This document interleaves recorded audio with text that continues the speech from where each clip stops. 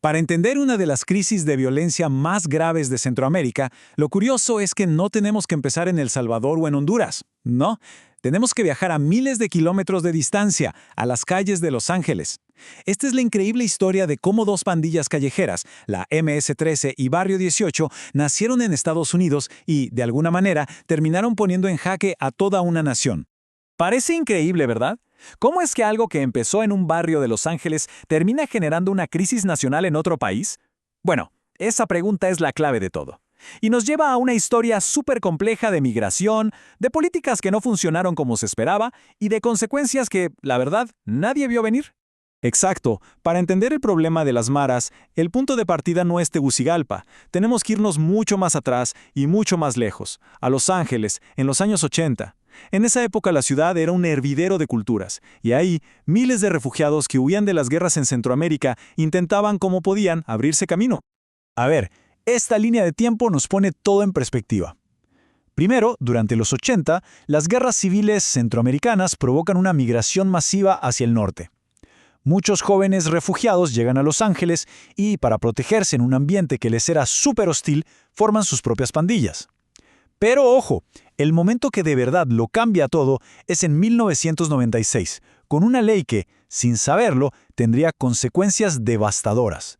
Y bueno, justo acá es donde la historia da un giro tremendo. Una decisión política interna de Estados Unidos, una que buscaba solucionar un problema local, se convirtió, sin querer, en la chispa que exportó la violencia de las pandillas directamente al corazón de Centroamérica. Esta ley fue el punto de no retorno. Básicamente, permitió deportar masivamente a miembros de pandillas. Y aquí está el detalle. Muchos de ellos habían nacido en países como Honduras. Sí, pero se habían criado y endurecido en las calles y en las cárceles de California. De un día para otro, los estaban mandando de vuelta a un lugar que apenas recordaban, un país que ya no sentían como su hogar. A ver, imaginemos ese choque cultural. Estos jóvenes llegan a Honduras hablando Spanglish, con el cuerpo lleno de tatuajes al estilo cholo, con unos códigos de violencia callejera que la sociedad hondureña simplemente no entendía. Y para colmo, llegan a un país que no tenía absolutamente ninguna estructura para ayudarlos a reintegrarse. O sea, los dejaron completamente a su suerte. Y claro, en vez de simplemente desaparecer, estos pandilleros deportados hicieron lo único que sabían hacer. Recrearon las estructuras de pandillas que conocían de Los Ángeles. Pero esta vez lo hicieron en un terreno mucho más fértil para el caos, en un país que no tenía idea de lo que se le venía encima.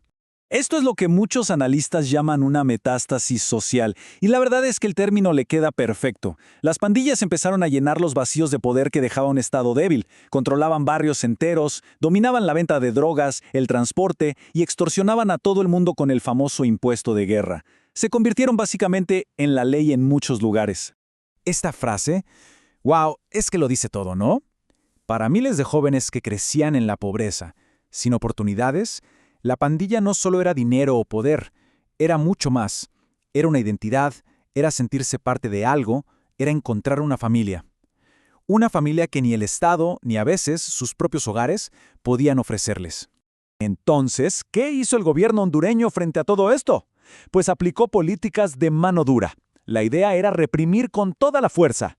Pero la gran pregunta es, ¿esta estrategia funcionó o irónicamente acabó fortaleciendo al enemigo que quería combatir? Analicemos el paso a paso de por qué esta estrategia salió tan mal. Los arrestos masivos llenaron las cárceles hasta reventar.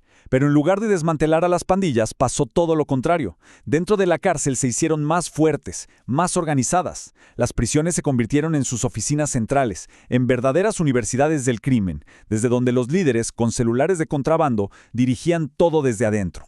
Y el costo para la gente ha sido devastador. No hablamos solo de estadísticas, hablamos de familias enteras forzadas a dejar sus casas para que no las maten, de madres que sacan a sus hijos de la escuela por miedo a que los recluten a la fuerza. Esta violencia se convirtió en una de las principales razones para una nueva ola de migración hacia el norte. Y con todo esto sobre la mesa, llegamos al día de hoy. Honduras está en una verdadera encrucijada, enfrentando una elección fundamental sobre cómo manejar una crisis que lleva décadas creciendo. La pregunta es, ¿qué camino tomar ahora? El debate actual se puede resumir básicamente en dos formas de ver el problema. Por un lado, la mano dura, que se enfoca en la represión con policías y militares, viendo a la pandilla como el único enemigo.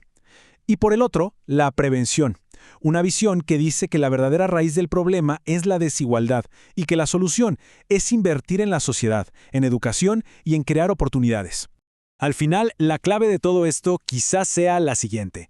Mientras sigan existiendo barrios donde la única oportunidad para un joven sea unirse a una pandilla, el ciclo de violencia va a continuar.